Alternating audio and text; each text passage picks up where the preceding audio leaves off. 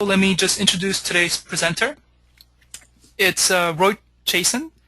He is the Senior MBA Marketing Manager at SEEBS, with an international career spanning 5 continents and degrees from universities both in the US and Europe.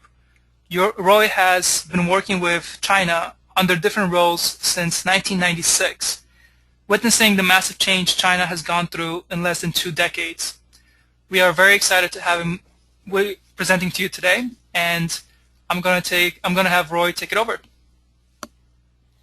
All right, thank you very much, Mache. I just have to warn everyone here, it's 12 a.m. in the morning in Shanghai, so it's a bit late, but I'm trying to be as awake as possible, and actually this presentation is getting me very excited because we really have people from all over the world, North America and Europe and other places listening, and so it's a privilege to be here. Thank you very much. And I think we'll start with the presentation. We have actually 2 presentations today. We'll spend about the first half hour discussing a little bit about the economic and business environment, a little bit about the history of and the future of what's happening here in China. And then I'll leave about the last 15 minutes for a kind of brief presentation of CIBS, the China-Europe International Business School. In that presentation, I'll tell you a little bit about the MBA program, which is an 18-month program based out of Shanghai. And the last 15 minutes we'll leave for Q&A. So Macha will help me out with this and write down all your questions. One of the advantages of doing webinars is that I can reach everyone all over the world. But one of the disadvantages, at least these days, is still that we cannot have a back and forth chat as I like to do when I lecture in front of people when I go abroad. But we'll try to make this as, I think, as interesting for you to capture your attention for the whole hour. And then please, whatever questions you have, feel free to voice them. And I'll be glad to answer them in the last about 10 minutes of the hour. Let me start the presentation from Factory of the World to the World's Largest Consumer Market. And essentially, I titled this presentation for the clear reason that many of you have witnessed China as the factory of the world. I think over the last decade or 2 decades, most of you, whether you wear clothes or buy toys or buy televisions or even cars, have seen on the back of the product or on the ticket of the product made in China.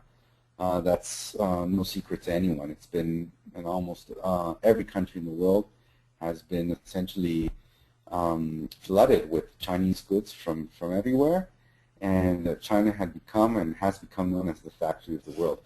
But that is ironically very quickly changing, and within our lifetime, where China is no longer necessarily just the factory of the world, and actually we'll talk about how many of the products are becoming too expensive to produce in China, but making a shift to the world's largest, becoming the world's largest consumer market. And this has, I think, very important implications in terms of your personal career.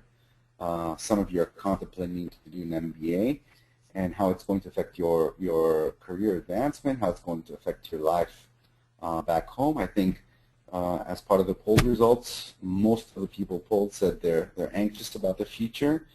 And I'm sure all of you have talked between your friends and your colleagues. I do it all the time.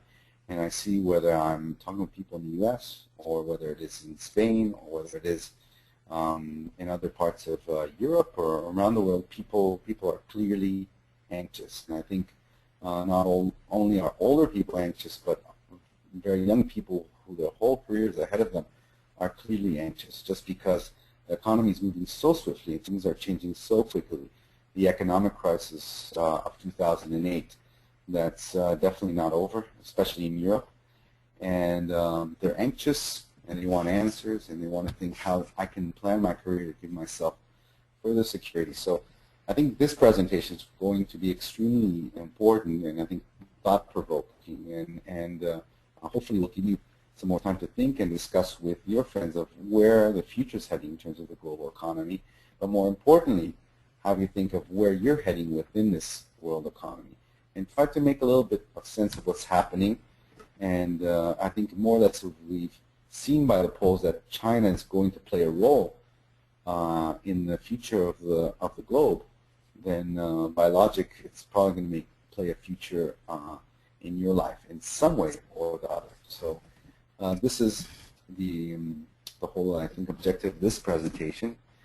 I want to go over a very quick brief history just to say where we are. Many of you will recognize the picture of this gentleman. This is Deng Xiaoping. He was essentially the person or the Chinese leaders that helped move around all the process that we know today in the opening up of China. And in 1992, he was in southern China, in the city of Shenzhen. Today, Shenzhen is one of the most vibrant cities in the country. And essentially, he kind of shifted position from China's communist past, which essentially impoverished the country for several decades. And he came out with the slogan, "To get rich is glorious." And whether it's a white cat or a black cat, I think a cat that catches mice is a good cat, meaning essentially if it's whatever economic system it is, if it's able to make people richer and wealthier, then it's a good system. And I think that statement also reflected what a lot of the Chinese ethos today, which is very practical. It doesn't, there's no more much ideology in China in the sense of how are we going to look at our future and what's going to get us there, but rather what are the most important moves that are going to get us to where we want to be, and that means progress and obviously becoming a wealthier country. So today, Chinese, both the politicians as well as the populace, is extremely practical. And I think it's this practicality which has very much helped the country arrive to the point where it has today. So very quickly, the 3 steps or the plan that was discussed back in the 1980s was to double the GNP of the country, to quadruple the 1980 GNP by the end of the 20th century, and that was achieved earlier than planned. That was in 1995. And the third step is to increase per capita GNP to the level of medium developed countries by 2050. Now we are in 2012. Okay, this was the initial plan, and cities like Shanghai and Beijing already have medium developed country status, essentially with fairly high GNPs, equivalent to some countries you'd find medium economies such as Argentina, for example, and so on. And China is obviously also has a very, very wealthy class, an increasing quantity of wealthy people, especially along the coast of China, but also throughout the country. So the country is clearly on the way, is ahead of plans in terms of what was originally thought. We talked about the factory of the world. So essentially, again, many of the products that most of you out there possess today are made in China, whether it be very low-tech products such as textiles to very high-tech products, television sets, computers, iPads, iPhones. They're all made here in China and exported throughout the world. And most of you are familiar with what we call more or less the golden age of China, which occurred over this last decade, which mainly said almost an endless supply of cheap labor coming in essentially from the western and other parts of the country as factory workers, inexpensive raw materials, huge economies of scale. So it's very, very much common to come and see factories in China that have tens of thousands of employees. Last week I spoke with one of the factories that actually, gentleman that works in one of the factories that builds the new mini iPad. And their one factory has 50,000 people, just to let you have an idea of the scale and size of the factories here in China. Undervalued currency. So for many years, 10 years ago, the dollar was around 8.5 renminbi to $1. Around 10.5 euros. This was a decade ago to 10.5 renminbi to 1 euro. Okay, today it's we're down to about 6.1 renminbi to $1. So you can see how underappreciated the currency was a decade back, and how it's quickly gaining value and appreciation vis-a-vis other world currencies, and obviously making China more expensive than it used to be. Also, Chinese factories and Chinese manufacturers historically dealt with very low margins, very high quantities, essentially giving a large supply of goods all over the world with very low prices. The government also encouraged exports by giving subsidies and incentives to export manufacturers. Many factories didn't pay taxes, so they could pass on those savings to the consumer. Low logistic costs. China's put in an incredible amount of money in terms of infrastructure, and that means cheap logistics both in the country and overseas. And also the elimination of protectionist tariffs, many of them in Europe and abroad, have brought down the prices from imported goods from China. So essentially, this is why we see that China getting the reputation of factory of the world, making anywhere from cheap commodities to industrial goods. Many times you can go today to a supermarket and find that beverages are made in China. We all know textiles, electronics, telecommunication equipment. China is now exporting fast-speed trains to other parts of the world, including Europe, and even infrastructure projects like tunnels and bridges are built not only in developing countries like Africa, but also in developed countries across the world.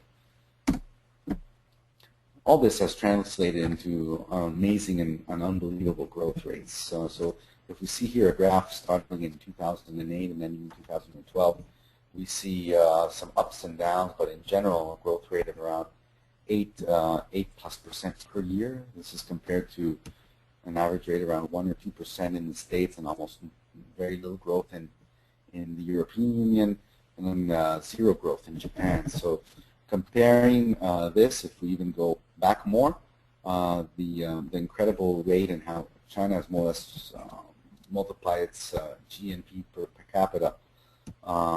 As I said, in Shanghai today, it's reached a average per capita income of 12,000 plus US dollars, which is quite incredible considering where they started 2 decades ago. And this is, you probably guessed it, Shanghai. When I arrived in China in 1996, the skyline didn't look much different than what we see across. If you look, the picture is from the Puxi side, which is essentially the old bund. It was built by the Europeans back in the turn of the last century. And you're looking across to what's called Pudong, which means east of the Huangpu River. And this is the new part of Shanghai. This is actually a bit farther down is where CIBS is located. And back then, this was probably taken in the 80s or 70s. There was almost nothing there, just farmland and some villages. And today you have probably one of the most vibrant and growing, I would say, business districts anywhere in the world. One building that's missing here is China's tallest building, which will be probably finished within a couple of years. Taller than the 2 buildings on the right, which you see. First was the Jinmao and then the International Financial Center, and now the new building is coming up. Impressive growth rates in all respects. So China, these statistics are a bit old. You'll find out that actually statistics in China become passé very quickly. So in 2011, China had 84,000 kilometers of roads versus the U.S. 92,000, which probably means by now in 2013, I don't have the exact statistic, there are more highways in length and highways in China than in the United States, which I think is just mind-blowing. And its progress and its road building is just continuing and continuing. This is actually the picture of the building I was referred you to. In 10 years, the number of skyscrapers in China will reach 1,300 compared to 563 in the U.S. So this is just another point of reference showing the mind-boggling pace which the country is developing. But it's not all good news. Okay, many people are asking, is the Chinese golden age, which we spoke about, over? And this is because the increasing cost of labor. The cost of labor in China has been skyrocketing. Every time now that a young person is looking for a new job, is getting constant salary increases of 10, 15, 20, 30, 40% is not uncommon from one job to another, even if he stays in the same job. So labor costs are rapidly ballooning when you compare it to other countries, and that's obviously increasing the cost of goods, especially for export. The increasing price of raw materials, both in China and abroad, has also increased prices, growing transport costs, the strengthening of the local currency we talked about, the renminbi, which today sits at about 6.1 to $1. Labor shortage. I mean, people think China, 1.3 billion people, but quite honestly, there's a serious labor shortage and a talent shortage all over the country. There's not enough people to fill in what are vital jobs considered in the coastal areas, whether it be getting people who are willing to work at these days in the kind of monotonous factory jobs. Many people have more education today and they don't want to do these jobs, or finding talent for people with adequate skills or advanced skills to fill the very high-level jobs which the country needs. So what is happening essentially is that production is moving to other cheaper countries. I recently visited a textile factory out of Shanghai, and they're really struggling. Most of the other factories are moving down to countries like Cambodia or Vietnam. Some is moving to Africa. For example, I spoke to one of the leading chains here in China, and now they're actually importing their textiles from Madagascar to China. And this is just, again, unbelievable how quickly this changed. I mean, China was swamping Europe and the U.S. with cheap textiles just a decade ago. I mean, you can all remember it. And now they're actually importing textiles from and clothes from Madagascar. So think about it. Production moving back to the West, especially now people are talking about decreasing energy costs in the U.S. So some kind of medium-range products and manufacturing products are moving back to the U.S. and some even back to Europe.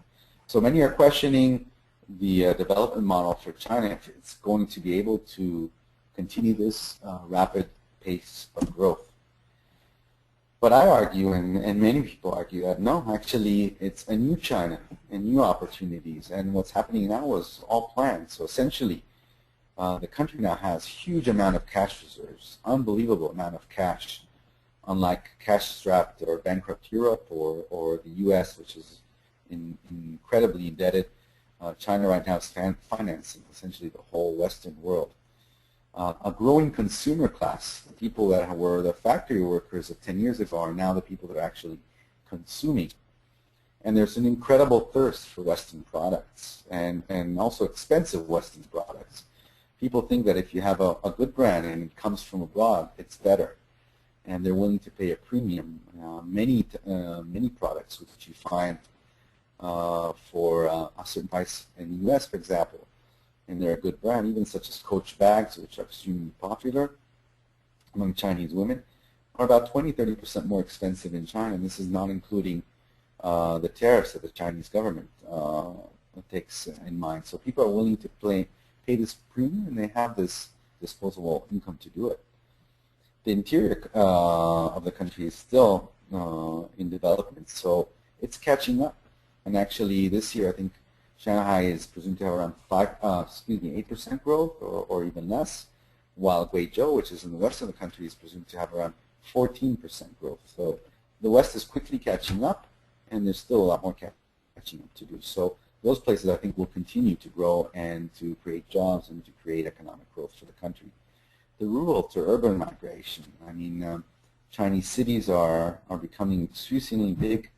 A lot of the people that were outside of the formal economy are now coming into the formal economy, working, producing, manufacturing, and this again adds to the country's GDP.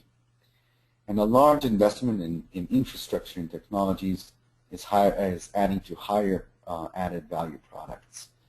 And higher added value industry means that China is slowly trying to gain control, in many industries, the full control of the value chain. So if you're talking about food, that means even buying up farms abroad and then doing the processing in China and then taking it to the store in China or exporting it, re-exporting it abroad. So under a different form. So this kind of full control of the value chain from the beginning to the end is something that we see in many industries now in China, and it's very much leading to opportunities, but also to a threat to certain Western companies.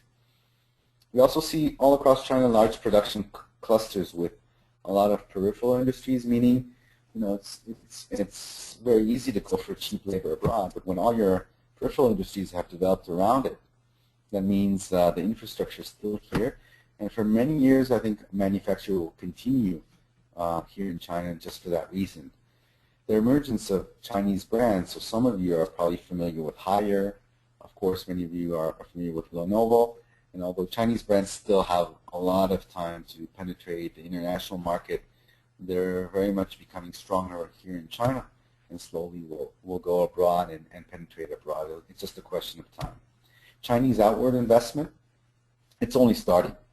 And that means that Chinese are going to buy real estate, whether it be in Europe or the US. They already are. They're buying up properties in the UK, in Florida, in the Spanish coast.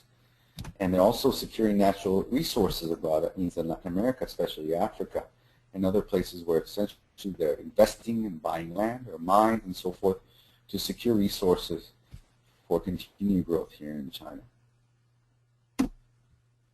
Very quickly, I'm not going to go over the details of the 12th five-year plan, but in China, unlike a completely free economy, everything here is planned for the long-term, medium-term, and short-term. So essentially, the government releases a five-year plan, and the last one was the 12th five-year plan. And you can quickly read it. I won't go over all the details, but it plans such things as they want to increase urbanization to 51.5%. They've already are getting very close to that. Bring the country into clean energies, value-added output emerging strategic industries accounting for a large part of the economic development, moving coastal regions from being the world's factory to hubs of research and development and high-end manufacturing. This is all the plan of the Chinese government. So what's happening now is by no means kind of unwanted side effects, but rather strategically planned by the government to kind of get rid of the low-cost manufacturing that China was famous for and start having higher added value manufacturing, you know, to make the country wealthier and to provide higher salaries for the people. So opportunities in the new China. Many of you might wonder what this photo is about, but this was essentially talking about the, or a photo of the mass migration of Chinese immigrants in the mid-1800s to the United States. Essentially, many of these people built the American Railroad. Okay, and ironically, now the opposite is happening. China is sending fast trains abroad and producing them here at home. So that's a big change. And also, what's happening is many foreign nationals, very highly skilled people from Europe and the United States are coming to China to look for jobs and to look for opportunities. So the ball has turned, and there's been some big shifts. And now I want to talk a little bit about the opportunities with the 5 or 10 minutes that we have left that there are in China and what we call the new China. So if China produced in the last decade and exported abroad, and really where people, Westerners, made the money was more or less in kind of trading, acting as a liaison or bridge between China and their country. Now it's switching, and what's happening is many foreign companies as well as foreign individuals are coming to China to either work in the Chinese economy and meet some of the need for talent, or to bring in products or projects or services from their country and sell them in China. And this is just happening on an absolutely mass scale. And I want to talk a little bit about the opportunities that are here for skilled individuals, for MBA graduates here in China. And they include areas of the booming energy and chemical industry, so that's oil and gas, biofuels, anything that's clean energy is booming now in China. You've all read about the terrible pollution, both in air, water, soil, anything you can think of. China is, unfortunately, is polluted.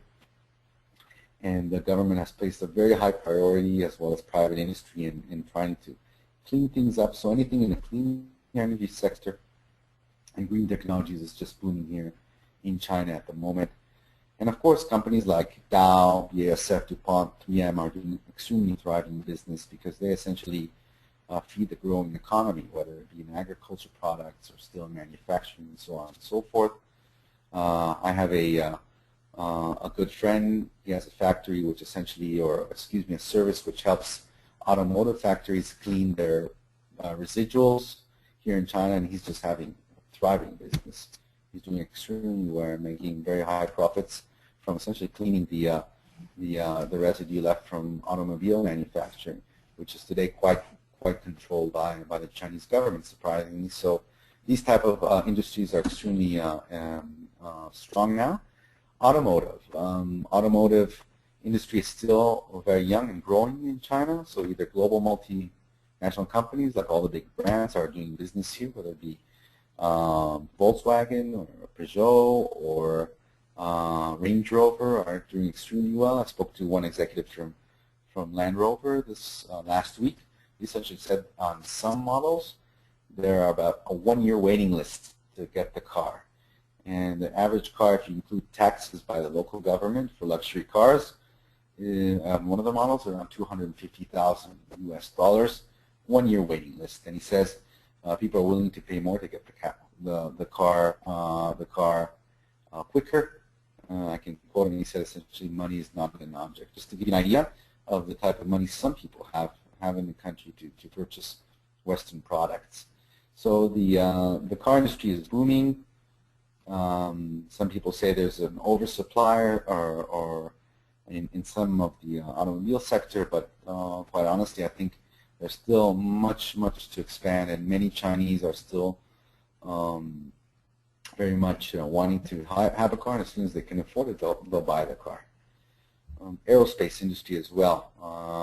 China is talking about producing its own aircraft within a decade, and companies such as Honeywell and others recruit at CIBS. So if you come from aerospace, China today is also a very interesting option for you to come and work. Outward investment projects. China is investing in infrastructure projects worldwide, both in the developed countries and underdeveloped countries, Africa, Latin America, and also Europe and North America. Projects such as real estate, mining, roads, ports. You as a future MBA could be the liaison and to work as a project manager or making the bridge between the Chinese investors or Chinese companies and the possibilities of making this bridge with your country where you are. So again, growing presence of China in Latin America and Africa, and a big opportunity for joint ventures with European and American firms. Consulting. Now, the consulting sector is still a very young sector in China. It's all the big companies are here, whether it be McKinsey or Pricewaterhouse or Deloitte. They're all here. You might find they're not as big as numbers as you would find them in New York or London, but they're very quickly growing, especially with industries such as automotive and healthcare. Their consulting business is booming, and there is high demand for consultants and people with consulting experience for the Chinese economy. There's also a lot of kind of niche consultants which are doing very well. Companies focus primarily in areas such as healthcare, as I said, automotive, room for many boutique consulting firms. So if you have a boutique consulting expertise, so that's the consulting area. And finance. Now, finance sector in China is still highly controlled, and that's kind of controlling some of the growth of the finance sector. Yet, on the other hand, it's slowly liberalizing and allowing different financial products to enter the market. The government recently approved 10 foreign hedge funds to enter the country. Actually, one of our graduates received his first job after graduation in opening one of these American hedge funds here in Shanghai. There's also a pool of funds in China that are pulling together their money to invest offshore, and they need capable people to do that. The growing IPOs of Chinese companies, right? That are Chinese companies that are going public. Shanghai wants to become the global finance center by 2020. Now, quite honestly speaking, I don't know if it will happen that soon, as again, the market is regulated, but you can definitely expect that Shanghai will grow, and in China more and more as important financial sector center as the market liberalizes. And Chinese banks, which are now full of cash, are looking to go abroad and perform M&As and buy out other banks, whether your other sick banks, whether they be in Europe or other parts of the world. So this is a phenomenon that is just beginning now. And again, skilled people, whether they be in China or abroad, can play a role in this new kind of trend.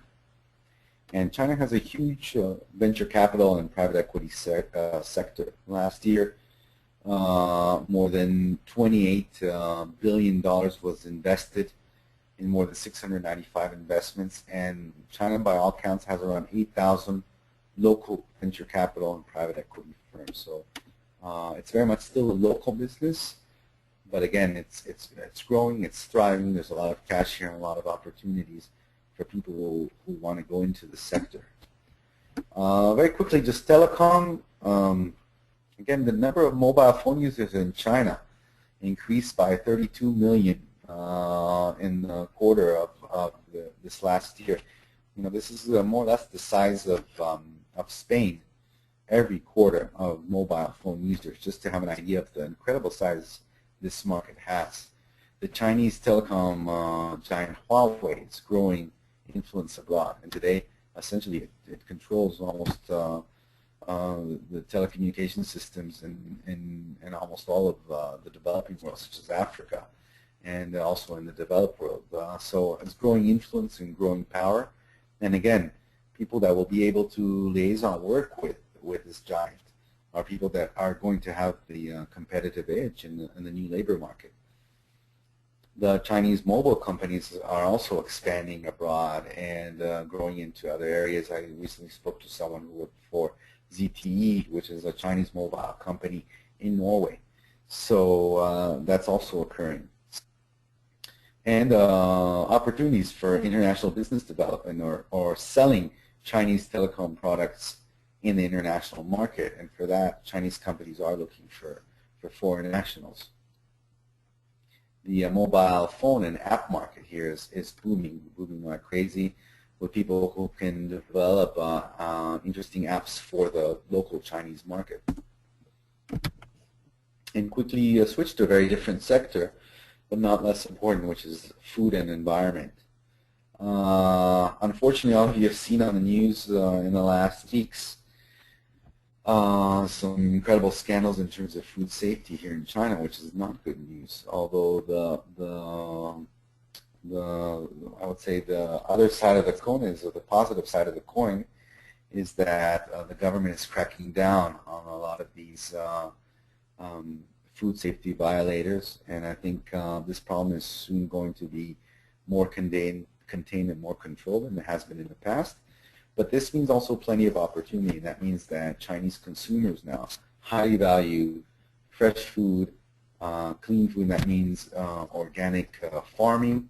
Our school, for example, CIBS, works with a local organic farm and brings, which is doing incredible business. I think they sell a membership to get locally grown organic food, which sells for thousands of dollars a year. So these opportunities exist, as well as agricultural technology products, specialty food products, fine foods such as wines, coffees, chocolates, penetration of more high-end Western restaurants. Before it was Kentucky Fried Chicken, which conquered China, but now actually more high-end restaurants are entering here and doing successfully, not only in first-tier cities such as Beijing and Shanghai, but also second- and third-tier cities. And issues facing air pollution. That means, again, the Chinese government looking for clean energy such as solar, wind, and other types of technologies. So if you have any contact with that in your country where you are right now, the possibilities here are really really enormous. And many of you have probably thought of Chinese innovation as something like this. You know, this is the old-fashioned Chinese innovation we think of. Chinese can be extremely creative into finding solutions.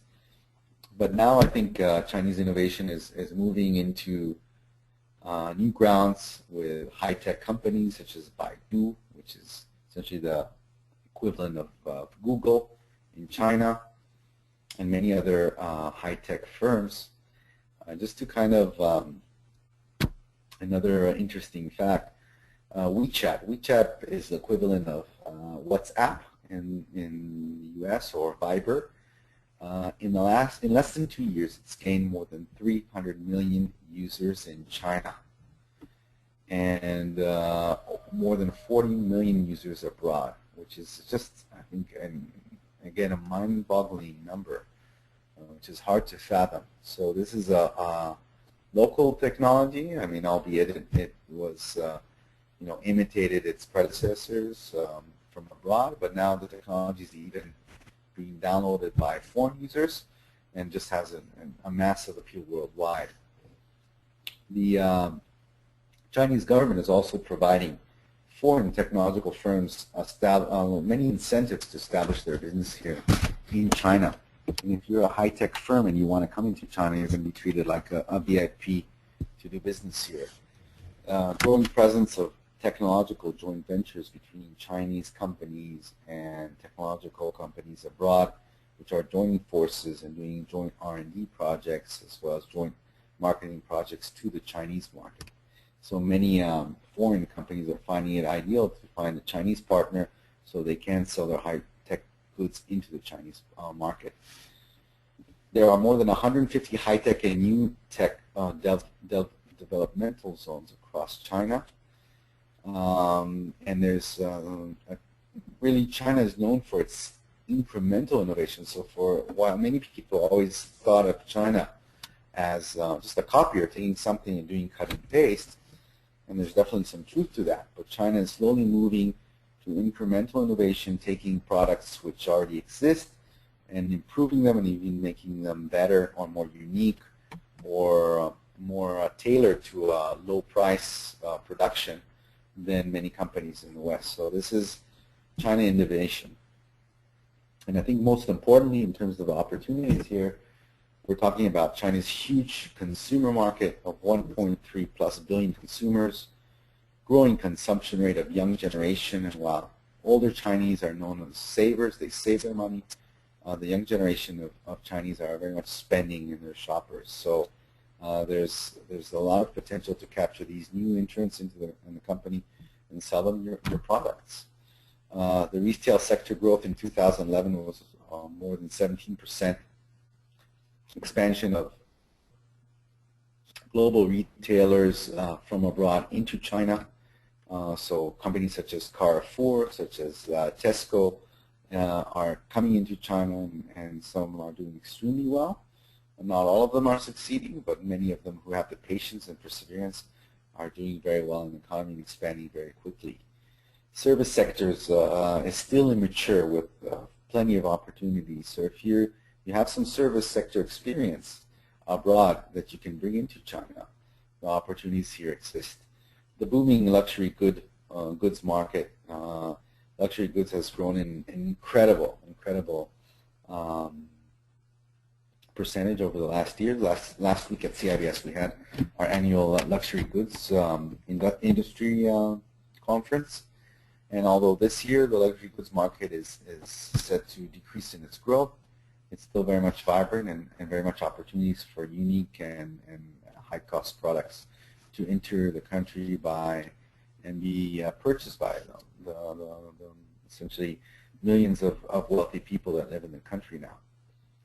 As I said, there's a very high demand for Western and foreign brands. Chinese think expensive is good, so the more you pay, the better it is.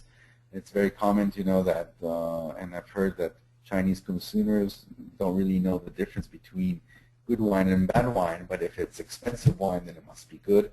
And it's not uncommon to have bottles of $1,000 US being sold here at the local local wine store. So that's a very interesting phenomenon which is happening with the Chinese consumer. And we talked about the food sector and the endless opportunities online. China, because has a very quick, I'd say, implementation rate of new technologies compared to other parts of the world, because everything is new and people are very willing to try new things. So e-commerce sites such as Taobao, which is equivalent to eBay, or Tmall, which is actually what Taobao is as C2C, Tmall is a B2C, which kind of gives a platform for international and Chinese companies to sell their products online. And I don't have the statistics with me, but I can tell you the growth rates are just unbelievable in terms of e-commerce in China and e-commerce opportunities.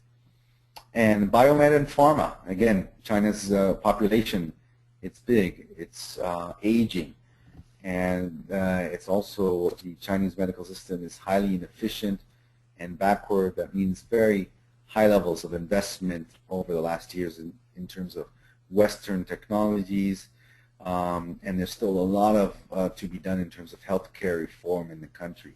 It's really just starting, and the opportunities as well as the challenges are again immense. And most of the Western multinationals, pharmaceuticals, are here and operating in China and extremely profitable. Lastly, I just wanted to quickly speak about leadership development programs that we have at CIBS, which essentially are the typical, I would say, managerial rotational programs for young professionals upon graduation after the MBA. And these leadership development programs, historically, multinationals recruited from these programs back in the US or in Europe in cities such as London. But now they're recruiting in places in Asia and especially in Shanghai for the very clear reason that even if they want their young professionals not necessarily to continue their career in China with them, and they can be sent to other placements, whether they be in Asia or in Europe or the US, they want the people to have the China knowledge and the Asia knowledge because this is where their market is. Most multinationals realize that either the fastest growing market for them at the moment is China, or it will be China, and they want their employees to have this China knowledge. So a lot of the leadership development program positions now are offered in China. And last year, CIBS offered 38 positions, if I'm not mistaken, in different multinationals in different sectors. And lastly, entrepreneurial opportunities are also incredibly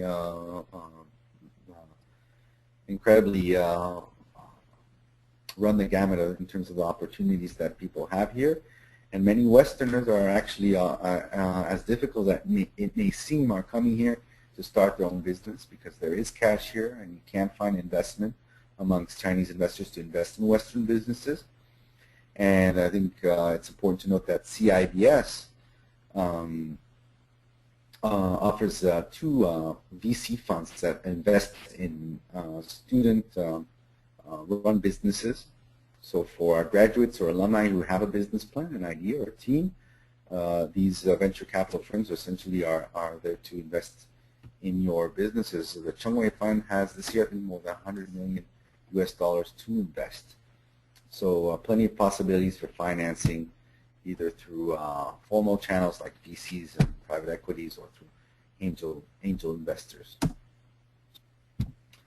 So that's more or less it for our initial presentation. We still have another quick presentation of CIBS and Q&A. And the question I want to ask you all is, where will China be in 2020? Ask yourself. Where do you think the country will be in 2030? Where will the West be? Where is your country going to be positioned in this new world order? But most importantly, I think, is where will you be? And this is a vital question you should ask yourself in terms of your career planning. Where are the trends in the world happening? In what direction are they going? And not only think of the present, okay, but think of where you want to be and where you need to be 10 to 20 years from now, so you won't be in an industry that's no longer growing or that you'd be laid off because in your part of the country you're no longer manufacturing something that used to be manufactured there. So it's more important these days, more and more, to not think the present, but think ahead and think a few paces behind your competitors, or else you might be left behind. So I hope this quick presentation kind of let you think about different things. Please ask your questions. And before we go into the Q&A, we're very limited in time. I went over my time limit on the first presentation. So I'll do a really quick presentation, give me 5-10 minutes on what CIBS is about, and then we'll quickly open the floor for questions and answers. So please hold on, and let's move on really quickly to the CIBS presentation.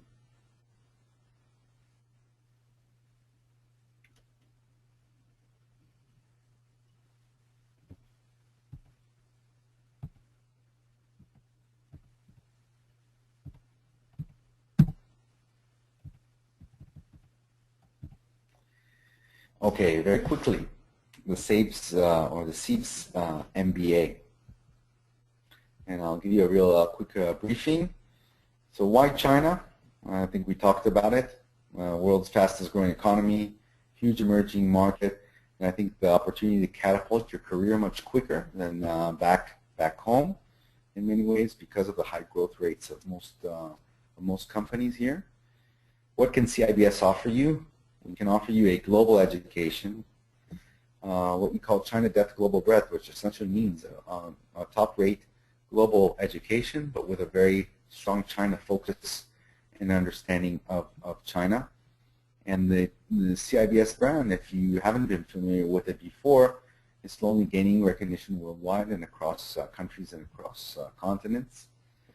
We're ranked number 15 by the Financial Times this year, which we're very proud of, and actually our EMBA program is ranked number 7 in the world. Our faculty, 2/3 are from the US and Europe, and 1/3 are from China. So that means we have a very well-balanced faculty rate. All of them are PhDs, and with experience from all over the world, but also they live and work and live in China, live, work, and consult here in China, and have the important China depth and knowledge that's transferred in the classroom. The class profile for the last year's intake of 2012, there are 200, was a class size of 203 students, divided into 3 different sections. More than a third are international, a third are female. Average age is 29. Average work experience is close to 6 years. Our minimum requirement is 2 years of work experience. Average GMAT is 690. Again, we don't have a minimum requirement, and we're a bit flexible, but you know, our average GMAT is quite high, and it is a demanding program in terms of you know, we encourage you to do as well as you can on the GMAT, as it is an important factor, but it's not the only factor, of course, in the admissions process. And this year we have a country coverage of over 20 countries, so students coming from India, Korea, in Asia, to the US, of course, Spain, France, Belgium, Italy, Indonesia, Thailand, and so on and so forth, from many countries all over the world. A very strong network. This is one of what we think is one of the main benefits of CIBS, is a strong Chinese network and a strong global network that's extremely top-heavy. Being the largest executive MBA program in the world, we have a very high level of senior executives, CEOs, and C-suite managers within our alumni network in China, and these essentially are going to be your future clients, your future business partners, collaborators, investors, and so on and so forth. And people find that the value of this network is extremely high. Very quickly on the curriculum, your first year at CIBS is essentially general management, so it's strategy, marketing, accounting, finance, ethics, entrepreneurship, just like at any top-tier university worldwide. But what makes it more interesting is some of the experiential projects which you will do. So you will work on 2 different projects. One is called the Integrated Strategy Project, which essentially means working with our sponsor companies as a consultant with your team on real-life issues, presenting to real-life directors. And the Sustainability Business, Society, and Environment Project, which works on real-life sustainability issues with real-life companies to deal with issues such as pollution and other social issues for the society. So those are one of what our students find extremely interesting. In addition, we have throughout the year China Discovery Week, China Human Resources Week, China Within the World Week, which essentially takes more focus into China-specific issues to get you real in-depth knowledge of what's going on here. And besides that, during the year, within all your classes, whether it be finance or economics, you will always have China kind of cases which you will be learned for. So you will learn, obviously, the general management as well as in real-life China cases to give you that China knowledge. I won't go into the specifics of the program. You can check in our website, but essentially, you don't need to learn no Chinese when you come here. The program is all in English, but you will have an opportunity to study Chinese both as an intensive course prior to beginning your year here, and also during the year twice a week. Then after the first year, we have a 2-month internship, followed by a 1-semester exchange program, and then the second year, plenty of electives you can choose from. Our international exchange partners, our full list is on the website, but they're all top-tier schools. So whether it be Wharton, we have an agreement now with Berkeley. We're one of the only 3 schools in the world to have an agreement with INSEAD, UCLA London Business School, IS, HSC, Kellogg, and others. They're all our exchange partners. And I can talk about this for hours, but beyond the classroom activities, tomorrow night at CIBS we have the Korean night, which the Korean students are holding a big festival for entertainment and food. But we have tons of clubs, whether they be leisure clubs, such as the travel clubs, the wine club, or professional clubs, such as the Entrepreneurial Club, which is our most popular one. Over 40 clubs total. During the year, we have case competitions, the Entrepreneurial Challenge, Innovate China, which we had a couple weeks ago, which our team, I think, won 2nd place in. And we have our ambassador program, our mentoring program, our visiting leader program. The most difficult part of the MBA is to manage your time, and you'll find that out very quickly once you arrive here, for good and for bad. For the Entrepreneurial Mind, I think we discussed this, but we offer a strong curriculum focus. You have a core class during the first year and more than 7 electives in entrepreneurship the second year if you choose. The venture capital funds we discussed about, the Entrepreneurial Challenge, the clubs, different angel forums as well, all make it real an ideal ground for entrepreneurs. If I can give you a case study of an entrepreneur, one of our students named Jan from Germany, he came to CIBS several years ago, very young. He came on a BioMed, the medical company, the pharmaceutical company scholarship. And after his finished his term at Bayer, he decided to start his own business, and now he has a company with another Chinese investor with 15 people in southern China, essentially helping bring in German technologies, German medical technology manufacturers, small and medium-sized companies, and helping them penetrate the Chinese market to understand all the different regulation issues, as well as the different marketing channels and business development. So these are the type of opportunities that are there, and I think he's younger than 30, he's around 28 years old. So just to give you the opportunities and a sample of the opportunities that are out there. Now, one thing that's important to note, the opportunities for foreign nationals in China are more limited, not because they're foreign nationals, because of language. So we do encourage people to start learning Chinese and Mandarin as soon as possible. Many of the positions that we do offer by the Career Services Center do require Mandarin, proficiency in Mandarin. Not all by any means, but many of them do. So that's why we encourage you to learn Mandarin as soon as possible, but also give you the opportunity to learn it while at the program. You're not going to be fluent after the 18 months, but it will give you a strong point of differentiation on your CV, having the Mandarin language on there. And if you don't speak fluent Mandarin, then you will have to look for other opportunities in the Chinese market, but have to be a little bit more creative and take more initiative in trying to find those opportunities there. Or around 40% last year of our foreign students went back abroad to find opportunities, many of them China-related opportunities to work with local companies wanting to do business in China or Chinese companies that are doing business in their respective country or in the third country. Our Career Services Office has more than 9 people to serve you with career counselors there to give you essentially one-on-one coaching, help you on your CV or resume, mock interviews. There's study tours, for example, to Hong Kong to learn the finance industry. There's placement services, so we have the online job postings, and we have the annual career fair, as well as the networking with different human resources, companies across the country, and plenty of opportunities to network and meet people. This is very quickly the career opportunities that were available last year. I won't go too much into the numbers now. If you want, send me an email and we can send you the most recent career report.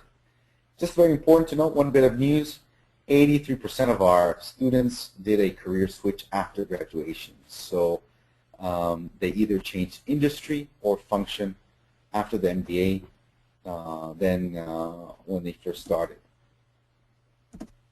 And very quickly, this is the contact information. You can send me any email privately to Roy. So it's CROY at cibs.edu.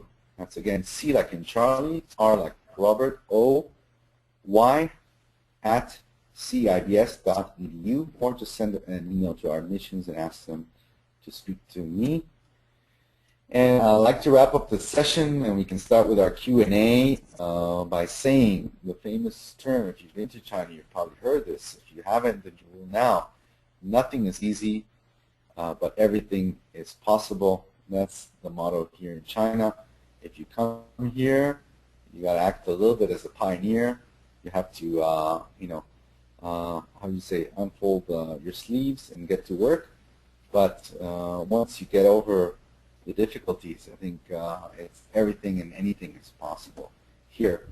And one last point of advice, which I think I referred to before, Wayne Gretzky, which some of you may know, he's a bit gotten older lately, but he's a famous hockey player from Canada, and he was asked one day, what's the secret to your success? And he essentially said, don't go to where the puck is, but to where the puck will be. So follow the puck, meaning you might see different trends now, going to U.S. schools, European schools. There's many good ones out there.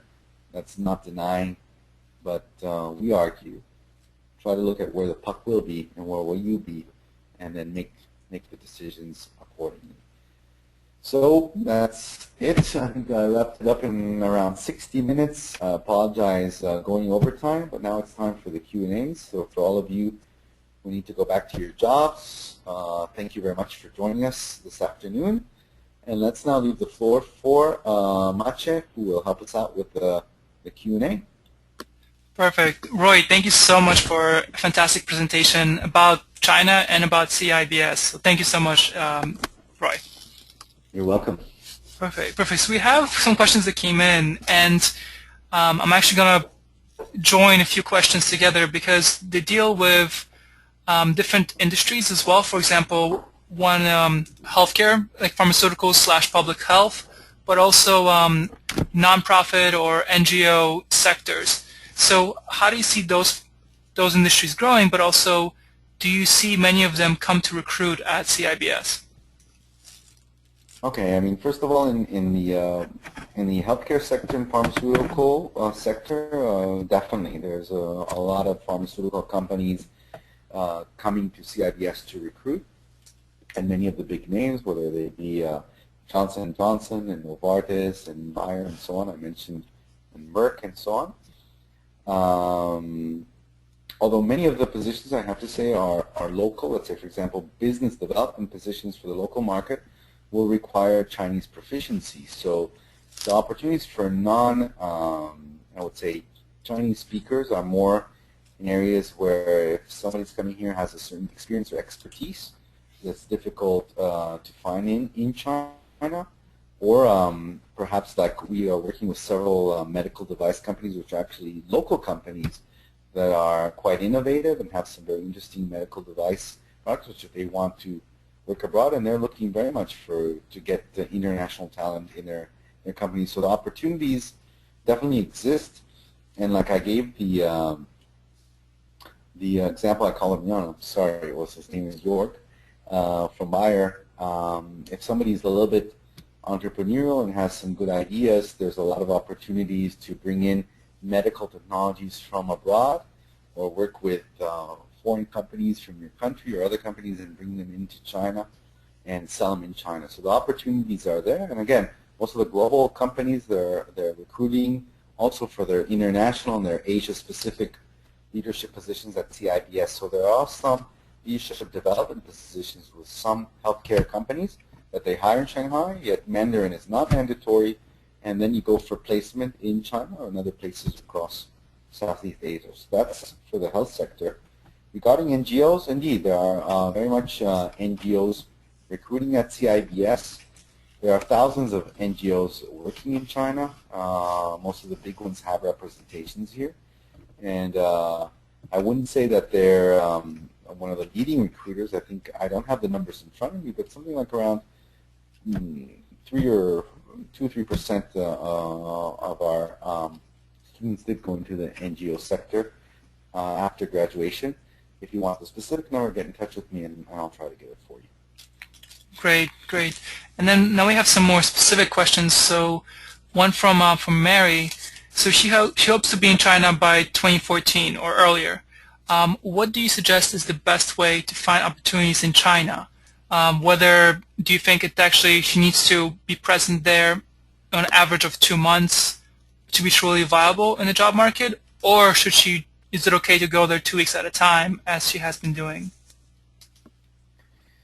Well, that's a very difficult question. I think to be and find opportunities in China, I think you need a high level.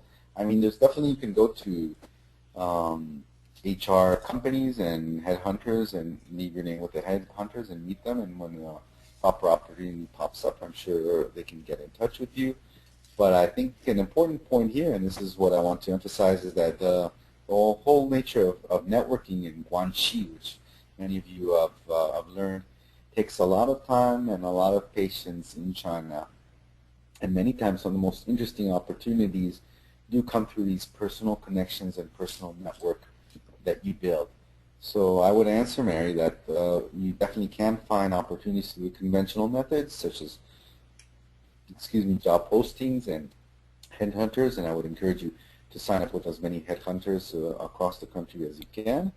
But I think a lot of the very interesting opportunities do require relationship building, and those you have to be present here full time and meeting people constantly and doing a lot of dinners and cocktails so you can meet and get to know the opportunities that are out there. And that takes time. I mean, one of the most important things in China is trust, and you cannot build it in a day or in a month.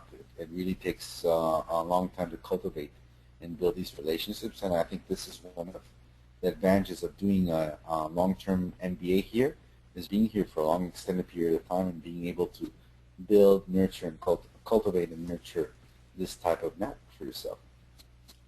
Great, great. And we have a question from Randy, and if anybody else has any questions, please send them in. This is the last one that we have currently. But Randy asks, how necessary is it to be able to read and write Chinese in order to find employment in China? Is speaking and listening ability enough?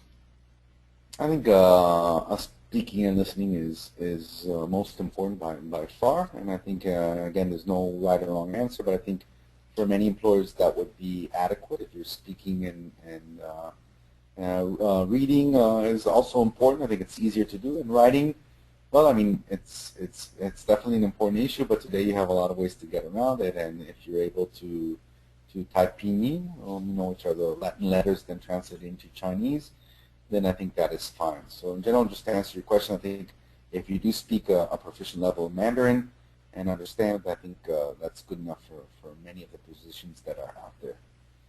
And again, I think the more you're talented and the more you have some very important skills, the more flexible the Chinese as well as the foreign companies are willing to be with you and can be with you. So the opportunities are there. They just have to be looked for more carefully and take more initiative in finding those opportunities.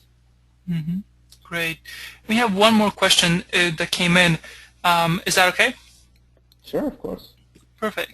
So we have a recent medical graduate who's looking to be in China by September. Do you know if many companies look for MDs when looking for healthcare consulting and similar positions, but she does not speak Chinese? I mean, that's a difficult question that I honestly don't have enough knowledge of the industry. Okay, so for that I can have a put in touch with one of our career counselors from the healthcare industry. But I think as a general trend, if I speak, there is, I think, a lack of Western trained professionals in China. And if I can quickly, give you a description, the Chinese hospital system, most Chinese today go to the public healthcare system, which is extremely inefficient. It's very cheap. So if you're a Chinese local, you can go and meet a doctor. It will cost you maybe around $5 US. But you'll have to wait very, very long lines, maybe half a day or the whole day, and you'll get extremely poor service and probably not a great patient experience. So this the hospital system is extremely inefficient, and I would say old-fashioned, and it's currently undergoing huge reform, but it'll take a long time. On the other hand, there's I would say a parallel system going in China, which is the private system, and there the prices can be crazy. Essentially, I recently went for a 10-minute visit to the hospital for just a kind of a routine checkup and something and very quick treatment for something routine, and they charge something like around $400 US. So that's for a kind of Western level hospital. So again, in the private hospital sector, I think there is demand for Western educated MDs, and I think if you come here, you'll find these opportunities for sure. In the public sector, that's another story altogether. I don't really think it offers too many opportunities at the moment for Western medical doctors, yet it does provide a lot of opportunities for Western know-how and Western technologies.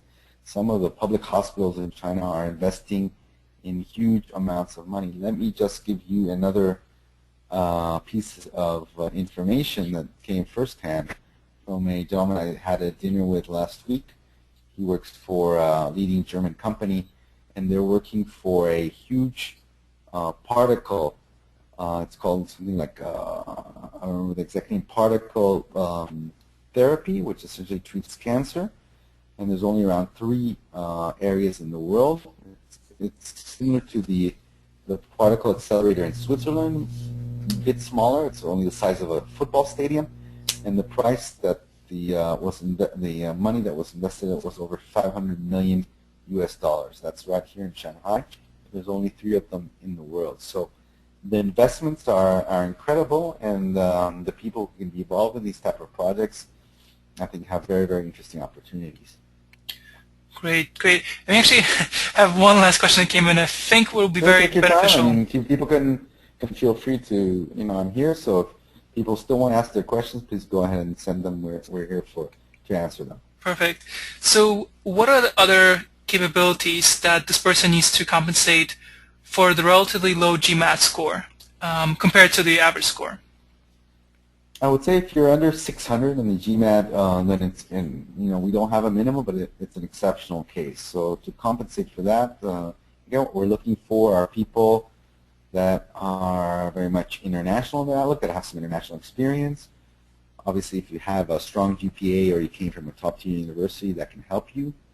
Coming in with either from a globally recognized company, or on the other hand, having a leadership function within your company. If it's a smaller one, that's also very important data that we look for. And then, extracurricular activities, any awards, certificates, and so on can all help you. And if you're more unique and more outstanding, and then any of these aspects, that for sure can help your overall profile. Additionally, you have the essays, which we also give an important weight to, and most importantly are the interviews. We give a very, very strong weight to the one-on-one interviews. So if you pass the initial screening and you have important data that can compensate your weak GMAT score, then your chance to sell yourself is essentially in the interview. And there we're looking for mature people who are self-aware, who are fairly focused and know what they want in life and more or less know the direction they want to go to, and kind of know why they want China and what they want SEEPS as their choice for an MBA. So all of those components are important in the interview process, and if you can display your outstanding features there, then there's a good chance you can definitely get in despite a low GMAT score. Perfect, perfect. Thank you. I mean, that's the last question that I have. So okay. All right. Well, we still have a lot of people still online, so I'd like to thank you all for joining this evening. I'd like to thank you for Mache for taking the time to hold this event. It was quite exciting. I wish I could all meet you face to face, so feel free to send me an email directly anytime, either through admissions or cry@seeps.edu, and I'll be glad to answer your questions. We also give one-on-one Skype sessions to anyone who's interested if you want to answer more specific questions for yourselves. And I encourage you to have a good day and or a good evening, and thank you very much for joining us tonight.